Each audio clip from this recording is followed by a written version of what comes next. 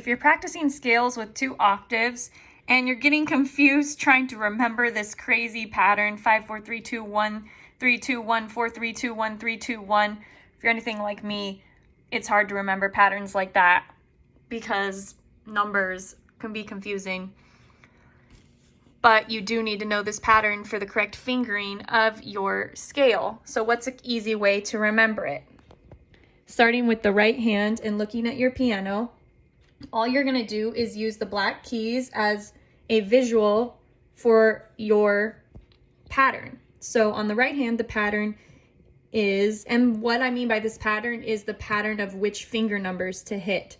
So on the right hand, if you do a 2 octave scale, your finger pattern is 1, 2, 3, 1, 2, 3, 4, 1, 2, 3, 1, 2, 3, 4, 5. And now on the way back down, you go 5, 4, 3, 2, 1, 3, 2, 1, 4, 3, 2, 1, 3, 2, 1. Now you have to practice that over and over again, and as you're getting faster, you might accidentally do it wrong and do like 3, 2, 1, 4, 3, 2, 1, or something like that, and get yourself messed up without realizing it. So how do you make sure that you do the right pattern each time? Here is a visual cue. You see 2 black keys here, they correspond to 3 white keys. We're gonna see that as one section, and in every section, there's gonna be 4 sections. Every section, we're gonna start over on the thumb. So for the first section, there's 3 white keys. The next section, under these 3 black keys, we have 4 white keys. So we're going to start over on the thumb and do 1, 2, 3, 4. On the next section, we have 2 black keys corresponding to 3 white keys. So we start over with the thumb, 1, 2, 3.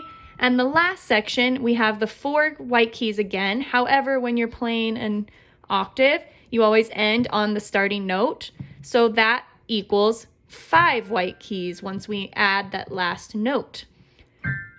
So by looking at that pattern, you can easily remember that your pattern is going to be ending on the 3rd one, 4 notes, 3, and then 5. And remembering those are just telling you how many fingers you're going to play with and when to cross over back to the thumb.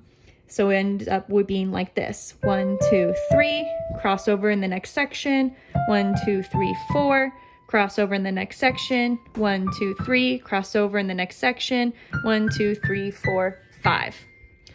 And the same thing going back down. You have your 5, your 3, your 4, and then your 3.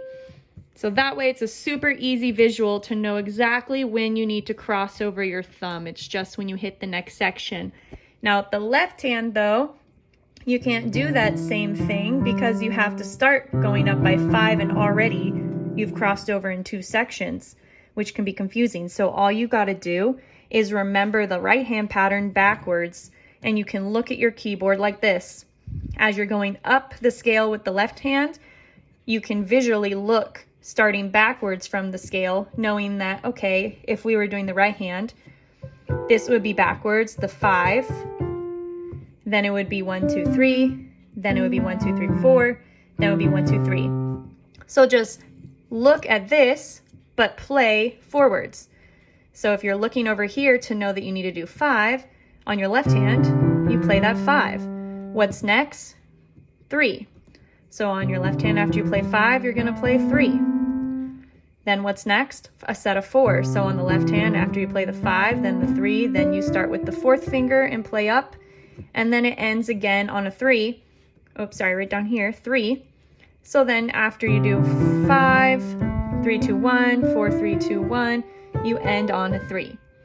So it's simply just using the keyboard visuals and looking at these patterns of grouping of white keys to remind your brain how many fingers are going to be played in each section before you have to do your crossover.